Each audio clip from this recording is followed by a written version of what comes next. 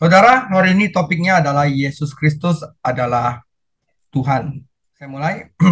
Saudara, saya mau memperkenalkan satu dua lembar aja apa arti apologetika, saudara. Saudara, apologetika adalah cabang dari teologi, yaitu untuk mempertanggungjawabkan secara biblikal bahwa fakta itu benar, masuk akal, atau kuat. Nah, dalam hal ini saya akan mempertahankan suatu fakta bahwa Yesus Kristus adalah Tuhan dengan benar, dengan masuk akal, dan dengan kuat. Contoh, saudara, Rasul Paulus berbicara kepada gubernur Romawi Festus. Festus mendengarnya sebentar, tetapi ketika Paulus mulai berbicara tentang kebangkitan Yesus, Festus berpikir itu adalah hal yang 6 ayat 24. Sementara Paulus mengemukakan semuanya itu untuk mempertanggungjawabkan pekerjaannya, berkatalah Festus dengan suara keras, "Engkau gila, Paulus. Ilmumu yang banyak itu membuat engkau gila." Tetapi Paulus menjawab, "Aku tidak gila, Festus yang mulia. Aku mengatakan kebenaran dengan pikiran yang sehat." Saudara, itu adalah apologetika. Anda mengatakan bahwa sesuatu itu benar dan Anda mengatakan bahwa itu adalah masuk akal, saudara. Nah, dalam hal ini saya akan mengatakan bahwa Yesus Kristus adalah Tuhan, adalah masuk akal dengan tujuan untuk meningkatkan iman saudara. Ya, oke. Saya mulai, saudara. Bagi sebagian orang, ada lebih banyak yang tidak terlihat daripada yang terlihat. Anda mungkin berpikir Anda tahu seseorang, namun tidak melihat siapa mereka sebenarnya atau apa yang dapat mereka lakukan. Saudara, seseorang yang dibesarkan di satu gang dengan Anda menjadi penulis terkenal misalnya. Misalnya di Tanah Abang di kebun kacang ada seorang yang dulunya itu jorok gitu ya, tiba-tiba menjadi penulis terkenal. Dan Anda berseru, "Saya tidak tahu bahwa dia memiliki talenta itu di dalam dirinya." Mungkin seorang yang Anda kenal sebagai anak yang jorok dan dekil di kampung Anda akhirnya menjadi pengkhotbah terkenal. Dan Anda berkata, "Wow, saya tidak pernah menduganya." Jika Anda tumbuh bersama orang-orang ini atau sering bertemu mereka, Anda merasa mengenal mereka dan Anda cenderung mengenal mereka dengan sangat biasa. Bahkan ketika mereka melakukan hal-hal yang di luar biasa, Anda mungkin masih sulit dipercaya bahwa mereka semua sehebat itu, saudara. Nah, saudara, sesuatu yang sulit dipercayai. Jika Anda sulit mempercayai bahwa seseorang yang Anda kenal sebagai orang biasa saja tetapi memiliki bakat yang luar biasa, maka betapa sulitnya untuk percaya bahwa anak tukang kayu yang tumbuh di desa kecil di Nazaret adalah sebenarnya Tuhan, saudara. Nah, saudara, menurut One Ministry for Israel, 99% orang Yahudi tidak mengakui bahwa Yesus Kristus adalah Tuhan, saudara. 99% tahun 2022, saudara. Saudara, ini ada satu lagu judulnya Mary Did You Know. Jadi kalau saudara di YouTube buka lagu ini, mungkin bisa coba dengar. Liriknya seperti ini. "Maria, tahukah Anda bahwa bayi laki-laki Anda suatu hari akan berjalan di atas air, akan menyelamatkan dunia, akan memberikan penglihatan kepada orang buta, akan menenangkan badai dengan tangannya. Oh Maria, tahukah Anda, saat Anda mencium bayi Anda sedang mencium wajah Tuhan. Maria, tahukah Anda bahwa laki-laki Anda adalah Tuhan dari semua ciptaan. Suatu hari akan memerintah bangsa-bangsa, adalah anak domba surga yang sempurna. Oh Maria, Maria, tahukah Anda?" Nah, saudara, kisah Yesus. Yesus dibesarkan di kota Nazaret. Tetangganya mengira mereka mengenal Yesus dengan cukup baik. Mereka pikir mereka mengenal keluarganya dengan cukup baik. Mereka melihat Yesus tumbuh dewasa dengan anak-anak desa lainnya. Mereka melihat Yesus bekerja dengan kayu di tempat tukang kayu, saudara. Dia melihat Yesus mancing di Danau Galilea waktu kecil. Tetapi kira-kira pada Yesus berusia 30 tahun, dia meninggalkan kehidupannya yang tenang dan biasa di Nazaret dan mulai mengajar dan melakukan mujizat di beberapa kota terdekat. Cerita tentang Yesus mulai hanyut dan terdengar kembali ke kampung halamannya. Dan orang-orang Nazaret terkejut, saudara. Mereka pasti berpikir, orang ini Yesus, seorang guru yang pintar dengan kekuatan ajaib. Bagaimana itu bisa terjadi, saudara? Kami mengenal orang ini sejak dia memakai popok. Kami sudah menyaksikannya bermain di tepi Danau Galilea. Kami telah mendengarnya tertawa. Kami mendengarnya menangis. Kami telah melihatnya menggergaji kayu. Dia berkeringat di dahinya. Ada kotoran di bawah kukunya. Sama seperti orang lain yang bekerja dengan tangan. Sulit dipercaya bahwa Yesus adalah orang-orang yang istimewa. Seperti kabar mengenai pengajarannya dan mujizat-mujizat yang luar biasa yang terus mengalir kembali ke Nazaret. Kemudian suatu hari Yesus datang kembali ke kampung halamannya, saudara. Penduduk setempat sangat ingin mengetahui apakah bocah kampung itu benar-benar hebat seperti rumor yang diklaim. Mereka memadati tempat pertemuan mereka, sinagoga, untuk mendengarkan dia. Ketika dia berbicara, mereka takjub. Mereka benar-benar mengejutkan, dia benar-benar mengejutkan mereka sampai mereka harus mengakui. Tetapi kemudian kebiasaan mental lama mereka dan rasa keakraban dan pikiran lama tentang dia mengambil alih. Mereka kecewa dan menolak dia. Bagaimana mungkin anak yang dekil ini, bagaimana mungkin orang yang dulu hidup sama kita adalah sesungguhnya adalah Tuhan. Saudara, ketidakpercayaan menutupi hati dan realitas yang ada, saudara. Matius 13 ayat 54. Setibanya di tempat asalnya, Yesus mengajar orang-orang di situ, di rumah ibadat mereka. Maka takjublah mereka dan berkata, dari mana diperolehnya hikmat itu dan kuasa untuk mengadakan mujizat-mujizat itu? Bukankah ia anak tukang kayu? Bukankah ibunya bernama Maria dan saudara-saudarinya Yakobus, Yusuf, Simon, dan Yudas? Dan bukankah saudara-saudaranya perempuan semuanya ada bersama kita? Jadi dari mana yang diperolehnya semuanya itu? Lalu mereka kecewa dan menolak dia. Saudara, orang-orang Nazaret tahu persis seperti apa rupa Yesus. Dan penampilannya tidak membuat mereka terkesan. Mereka mengenal keluarganya. Dan keluarganya itu tidak membuat mereka terkesan. Tidak ada keraguan tentang itu. Pikir orang kampung. Yesus adalah manusia sama dengan kita semua. Tidak ada yang istimewa dari dia. Mereka benar bahwa Yesus sama manusianya dengan siapapun. Tetapi mereka salah mengira bahwa dia bukan orang istimewa. Mereka begitu sibuk melihat Yesus sebagai salah satu dari mereka, sehingga mereka tidak bisa melihatnya lebih dari itu. Orang-orang Nazaret bukan satu-satunya yang kesulitan mengenali Yesus sebagai Tuhan. Yohanes 7 ayat 5, sebab saudara-saudaranya sendiri pun tidak percaya kepadanya.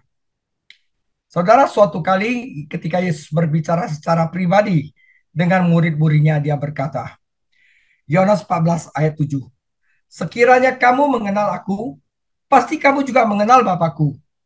Sekarang ini kamu mengenal dia dan kamu telah melihat dia. Kata Filipus kepadanya, Tuhan, tunjukkanlah Bapa itu kepada kami. Itu sudah cukup bagi kami. Kata Yesus kepadanya, telah sekian lama aku bersama-sama dengan kamu, Filipus, namun engkau tidak mengenal aku. Barang siapa telah melihat aku, ia telah melihat Bapa. Bagaimana engkau berkata, tunjukkanlah Bapa itu kepada kami? Percayalah kepadaku bahwa aku di dalam Bapa dan Bapa di dalam aku. Atau setidak-tidaknya percayalah karena pekerjaan-pekerjaan itu sendiri. Jadi saudara, seolah-olah Yesus berkata kepada murid-muridnya, Anda sedang meminta saya untuk menunjukkan Tuhan kepada Anda, buka matamu. Apa kamu tidak mengenali aku? Jika Anda telah melihat aku, Anda telah melihat Tuhan. Bagaimana para murid diharapkan untuk mengenali Yesus dengan wajah tukang kayu dan guru-guru ini? Dan bagaimana mereka bisa diyakinkan untuk mengenali Yesus sebagai Tuhan? Saudara, di sini Yesus menunjukkan dua bukti yang kuat yang seharusnya membuatnya dengan jelas.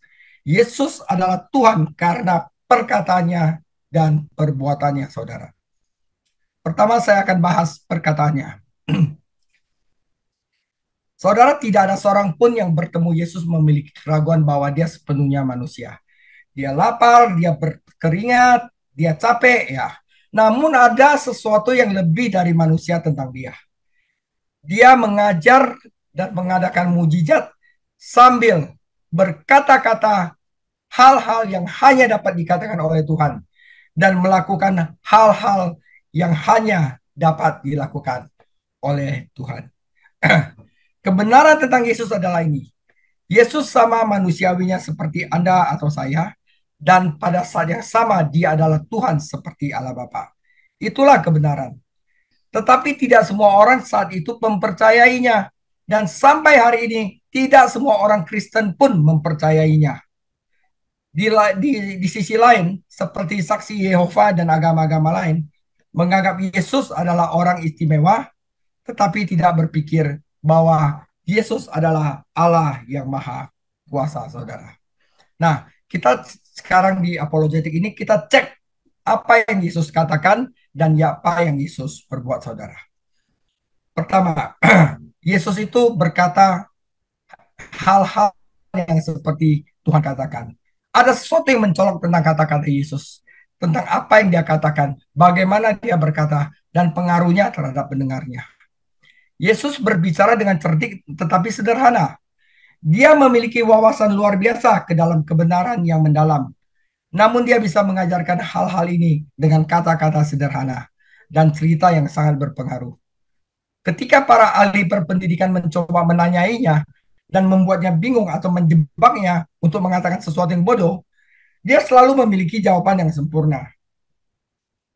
Orang paling pintar tidak bisa mengecewakannya, namun orang paling sederhana bisa mendapat manfaat dari pengajarannya. Kepintaran sederhana Yesus membuat orang-orang takjub. Bahkan orang Farisi pun harus bertanya-tanya. Yohanes 7 ayat 15, maka heranlah orang-orang Yahudi dan berkata, bagaimana orang ini mempunyai pengetahuan demikian tanpa belajar? Setiap kali Yesus berbicara, orang tercengang oleh kecerdasan dan wawasannya. Mereka juga kagum dengan kewibawaannya, cara dia berbicara. Dia tidak seperti guru lainnya yang terus-menerus memperdebatkan poin-poin yang tidak penting dari agama. Mereka berspesialisasi dalam hal-hal sepele dan tahu hampir tidak ada sama sekali. Mereka tidak lihat gambaran besarnya ketika mereka berbicara, itu tidak dengan otoritas yang sebenarnya. Tetapi betapa bedanya ketika Yesus berbicara. Alkitab mengatakan bahwa ketika Yesus selesai menyampaikan khotbahnya di bukit, Matius 7 ayat 28, dan setelah Yesus mengakhiri pertanyaan ini, takjublah orang banyak itu mendengar pengajarannya. Sebab ia mengajar mereka seperti orang yang berkuasa, tidak seperti ahli-ahli Taurat mereka. Begitu imam kepala dan orang Farisi mengirim beberapa penjaga untuk menangkap Yesus ketika dia berbicara di bait suci. Tetapi para penjaga yang sungguh-sungguh mendengarkannya tercengang oleh Yesus. Yohanes 7:45. Maka penjaga-penjaga itu pergi ke imam-imam kepala dan orang-orang Farisi yang berkata kepada mereka, mengapa kamu tidak membawanya? Jawab penjaga-penjaga itu, belum pernah seorang manusia berkata seperti orang itu. Tidak ada yang pernah berbicara seperti Yesus berbicara. Tidak ada yang berani mengatakan hal-hal yang Yesus katakan. Saudara, Lukas 7 ayat 48. Lalu ia berkata kepada perempuan itu, dosamu telah diampuni. Saudara, itu kata-kata Tuhan, saudara. Dan mereka yang duduk makan bersama dia berpikir dalam hati, siapakah dia ini sehingga ia dapat mengampuni dosa? Bagaimana dia bisa mengatakan dosamu sudah diampuni? Saudara, dia tidak bisa mengatakan itu kecuali dia adalah yang paling tersinggung. Yaitu siapa? Yaitu Tuhan yang hukumnya dilanggar dan kekudusannya terluka dalam setiap dosa. Kata-kata Yesus tentang pengampunan adalah kata-kata yang hanya bisa diucapkan oleh Tuhan, saudara. Dan di dalam perjanjian lama dikatakan Mazmur 132, pujilah Tuhan, hai jiwaku, dan janganlah lupakan segala kebaikannya. Dia yang mengampuni segala kesalahanmu, yang menyembuhkan segala penyakitmu. Siapa yang bisa mengampuni dosa kita? Hanya Tuhan, dan Yesus mengatakan ini, saudara. Saudara, Yohanes 10 ayat 30, aku dan Bapa adalah satu. Wah, saudara, sekali lagi orang-orang Yahudi mengambil batu untuk melempari Yesus. Kata Yesus kepada mereka, banyak pekerjaan baik yang berasal dari Bapakku yang kuperlihatkan kepadamu. Waktu Yesus mengatakan, aku dan Bapa adalah satu, itu sudah dia berkata, menyatakan bahwa dia adalah Tuhan. Sekali lagi orang-orang Yahudi mengambil batu untuk melempar Yesus. Kata Yesus kepada mereka, banyak pekerjaan baik yang berasal dari Bapakku yang kuperlihatkan kepadamu. Pekerjaan manakah diantaranya yang menyebabkan kamu mau melempari aku? Jawab orang-orang Yahudi ini, bukan karena suatu pekerjaan baik kami mau melempari engkau, melainkan karena engkau menghujat Allah dan karena engkau sekalipun hanya seorang manusia saja menyamakan dirimu dengan Allah. Saudara, orang-orang ini memang salah karena tidak percaya Yesus. Tetapi mereka benar bahwa Yesus secara terbuka mengaku sebagai Tuhan, saudara. Yohanes 10 ayat 36. Engkau menghujat Allah karena aku telah berkata aku anak Allah. Jikalau aku tidak melakukan pekerjaan-pekerjaan Bapakku, janganlah engkau percaya kepadaku. Tetapi jikalau aku melakukannya dan kamu tidak mau percaya kepadaku, percayalah akan pekerjaan-pekerjaan itu, supaya kamu boleh mengetahui dan mengerti bahwa Bapa di dalam aku dan aku di dalam Bapakku. Mau dilempari lagi Yesus, sekali lagi mereka mencoba menangkap dia, tetapi ia luput dari tangan mereka. Saudara, Yesus tidak hanya berbicara seperti Tuhan. Dia bertindak seperti Tuhan. Jika Anda membaca Perjanjian Baru, Injil Matius, Markus, Lukas, Yohanes, Anda akan melihat bahwa Yesus berbicara dan bertindak seperti Tuhan. Jika Anda tidak melihat itu, lakukanlah.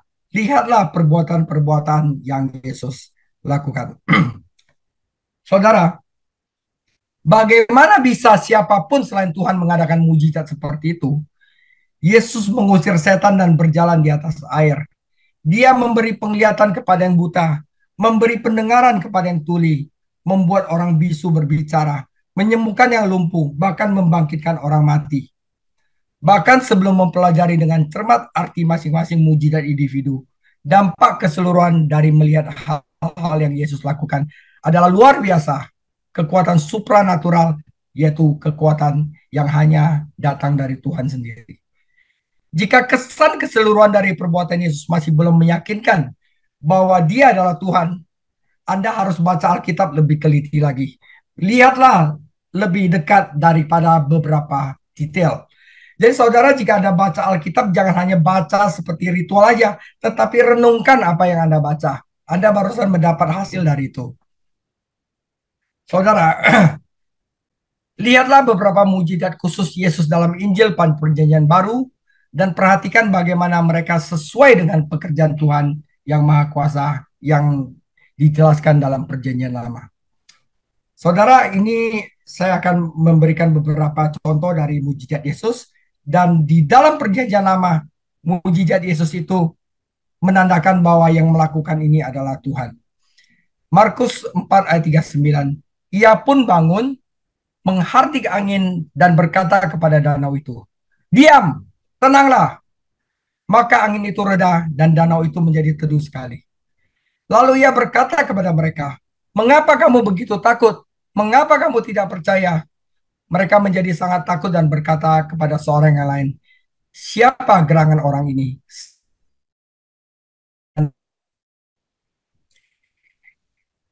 Ini adalah kejadian di Perjanjian Baru. Yesus dengan tangannya dan tangannya meredakan angin badai. Nah, di dalam Mazmur 89 ayat 8, Tuhan Allah, siapakah seperti ini? Engkau Tuhan, dan keselamatan di sekeliling kita, kecongkakan laut, dan pada waktu naik gelombang-gelombangnya, Engkau juga yang meredaknya. Di dalam perjanjian lama, hanya Tuhan yang dapat memerintah kecongkakan laut dan meredakannya. Air itu telah menjadi anggur. Yesus membuat air menjadi anggur. Setelah itu waktu Tuhan Yesus memberi makan 5.000 orang kepada dengan 5 roti 2 ikan. Dan setelah ia mengambil 5 roti dan 2 ikan, ia menengadah ke langit dan mengucap berkat. Lalu memecah-mecahkan roti itu dan memberikannya kepada murid-muridnya supaya dibagi-bagikan kepada orang-orang itu. Begitu juga kedua ikan dibagi-bagikannya kepada semua orang. Yang ikut makan adalah 5.000 orang laki-laki, saudara.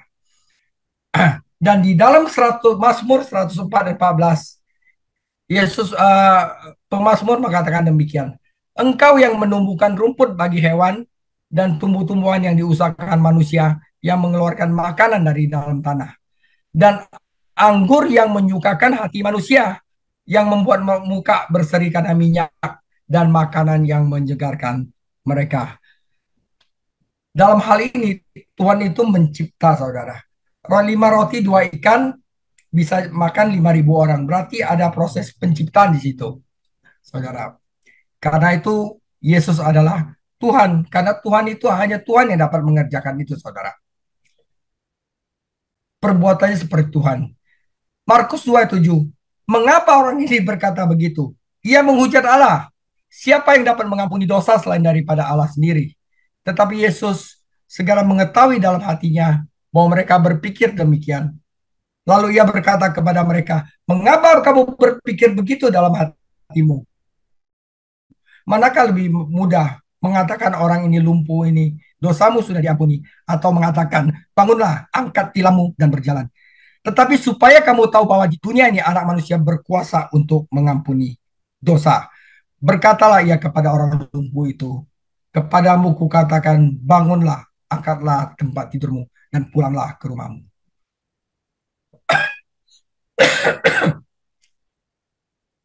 Mazmur 132. Pujilah Tuhan hai jiwaku dan jangan lupakan segala kebaikannya. Dia yang mengampuni segala kesalahanmu, yang menyembuhkan segala penyakitmu. Saudara, jika Anda bertanya apakah Alkitab terlalu melebih-lebihkan mujizat Tuhan Yesus, saudara, Alkitab tidak melebih-lebihkan mujizat Tuhan Yesus. Sebaliknya, Alkitab itu tidak menulis sebagian besar mujizat Tuhan Yesus yang lakukan. Mujizat-mujizat yang dijelaskan dalam Alkitab memang menakjubkan, tetapi itu hanya sebagian. Saudara, Yohanes 20 ayat 30-31. Memang masih banyak tanda lain yang dibuat Yesus di depan mata murid-muridnya yang tidak tercatat di dalam kitab ini. Tetapi semua yang tercantum di sini yang telah dicatat adalah supaya kamu percaya bahwa Yesuslah Mesias, Anak Allah, dan supaya kamu oleh imanmu memperoleh hidup dalam namanya. Saudara, Yesus berbicara dan bertindak seperti Allah. Jadi Anda tidak bisa hanya berpikir bahwa dia adalah seorang nabi agung atau guru moral yang bijaksana. Anda harus menerima Yesus sebagai juru selamat dan Tuhan, atau Anda harus menolaknya sebagai pembohong atau orang gila. Percaya dia ada Tuhan atau tidak sama sekali. Jika Anda hanya berpikir bahwa Yesus adalah seorang guru moral yang hebat, yang mengajarkan moral dan perilaku baik kepada manusia, saudara, sorry to say, Anda sama sekali tidak mengerti apa yang Yesus katakan dalam Injil. Tetapi jika itu yang Anda katakan, Anda secara sederhana mengabaikan apa yang dikatakan Yesus. Nah, di sini dikatakan, saya kutip dari Mere Christianity, bahwa saudara, tidak ada, there is no halfway house and there is no parallel in other religion. Saudara, jika Anda pergi kepada Buddha dan bertanya dia, apakah Anda adalah anak dari Brahma? Dia akan mengatakan, anakku, Anda ada di dalam lembah ilusi. Jika Anda pergi ke Sokrates yang bertanya, apakah Anda Zeus? Maka kemungkinan besar Sokrates akan tertawa kepada kamu. Jika kamu tanya Konfusius, di manakah surga? Saya rasa dia akan berkata, Anda bertindak tidak sesuai dengan alam. Saudara, tetapi Yesus mengatakan, akulah jalan dan kebenaran dan hidup. Agama lain tidak mengajarkan bagaimana cara datang ke surga. Tetapi Yesus mengatakan, akulah jalan ke surga, saudara. Jika Anda tanya kepada Konfusius, dia bingung jalan ke surga gimana. Jika Anda tanya kepada Sokrates, dia tidak tahu bagaimana ke surga. Jika Anda tanya Buddha, dia hanya bisa menunjukkannya, tetapi dia tidak bisa memastikan Anda ke surga. Hanya Yesus yang berkata, akulah jalan kebenaran dan hidup. Jadi saudara, kalau kita mengatakan Yesus hanya memberikan satu kayak apa namanya pengajaran bagaimana cara hidup dengan baik, itu di luar kekristenan, saudara. Kita tidak bisa mengatakan bahwa Yesus itu adalah guru moral yang baik. Dia tidak mengatakan itu. Dia tidak memberikan efek kepada orang yang mengatakan seperti itu. Saudara, saudara, misalkan saya memperkenalkan diri saya kepada Anda dan berkata, saudara-saudara yang kekasih, nama saya adalah David Chang. Saya dulu dididik di seminari dan sekarang saya adalah seorang pengajar. Dan Anda berkata, senang sekali ketemu dengan Anda, Tuan David Chang Singer. Saya senang Anda mengabdikan diri kepada pujian-pujian di gereja. Gereja kami membutuhkan orang-orang seperti Anda untuk bernyanyi. Pada saat itu, saya tidak akan mengatakan saya senang Anda menghargai saya. Tidak, saya akan mengatakan Anda tidak salah dengar. Saya memang bisa nyanyi, tetapi bukan seorang singer. Dan itu bukan talenta utama saya. Saya bilang saya dididik di seminari dan sekarang saya adalah seorang pengajar. Nah, Tuhan Yesus juga di dalam Injil, dia tidak berkatakan dia adalah seorang guru moral. Dia berkata, akulah Tuhan.